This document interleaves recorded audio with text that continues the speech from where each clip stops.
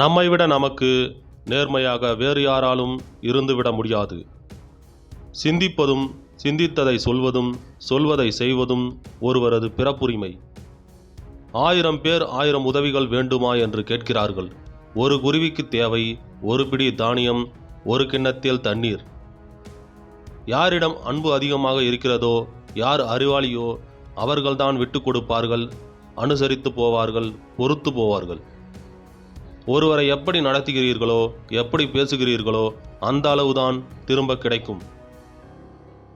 முழு வாழ்க்கையையும் ஒருவரை தாழ்த்தி பேசுவதற்கு பதிலாக ஒருவரை ஊக்குவியுங்கள்.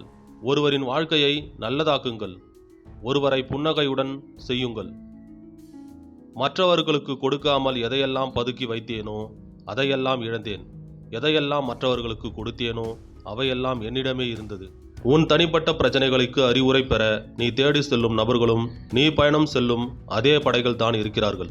குடை கொண்டு செல்லாதவனிடம் எப்போதும் மழை பற்றிய புகார் இருக்கும்.